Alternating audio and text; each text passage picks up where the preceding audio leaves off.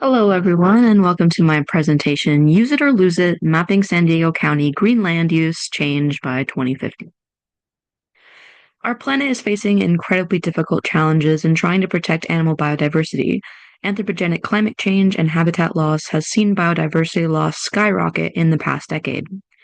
One of the many challenges these animals face is our changing landscapes due to development of habitat. Habitat loss is one of the most damaging impacts to wildlife biodiversity. So, how does San Diego's land use maps correspond with our goal to protect biodiversity? This project's goal is to find out.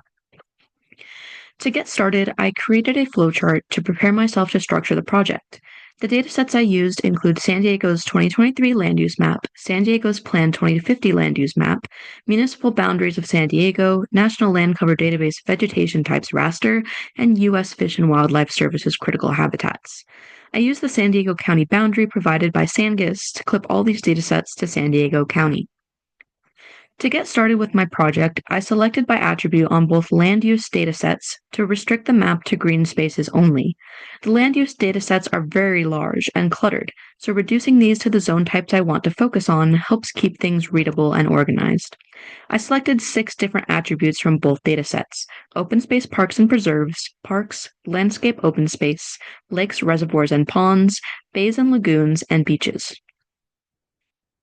Here's the 2050 planned land use in comparison. We go back to 2023. And while these maps may not look very different on a large scale, I then use the erase tool to create a layer that highlights which areas are gained or lost by 2050. By subtracting the 2023 dataset from 2050, we can see which areas were present in 2050 but not in 2023, aka which areas will be gained by 2025 or 2050. The opposite is true when we erase 2050 from 2023, resulting in which areas are lost.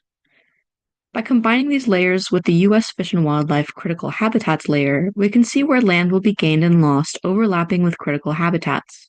Some threatened species that will have habitat loss in their critical habitats by 2050 are peninsular bighorn sheep, Kino checker spot butterflies, southwestern arroyo toads, Hermes copper butterflies, Otay tar plant, coastal California gnatcatchers, San Diego fairy shrimp, and southwestern willow flycatchers. Lastly, I use the National Land Cover Database vegetation type data to find which vegetation types will see the greatest loss and gain of habitat. Overall, approximately 93 square miles of green space will be lost by 2050. The greatest increase in land will be to developed areas, consequently taking away from wildlife habitat. Luckily, barren lands, mixed forest, shrub, and grasslands will also see increases. However, besides developed lands, mixed forest, grasslands, evergreen forests, shrub, and woody wetland will see quite a bit of loss by 2050, more than most of these vegetation types will gain, ultimately resulting in an overall loss. In order to make this mapping project effective for use in policymaking, a county municipal boundaries layer was added so that statistics can be run based on municipality, and land use planners can work with specific municipalities to make changes to their land use plans.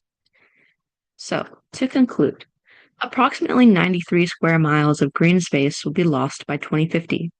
Several of these losses of land will exist within U.S. Fish and Wildlife Service's critical habitats.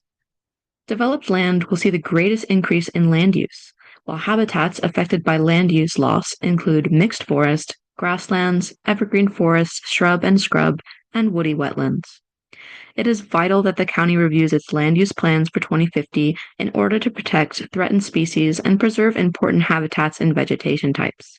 This mapping project can be used to identify these at-risk areas for revision before 2050. Hopefully, this mapping project can help land use planners make important changes to protect San Diego's incredibly unique biodiversity.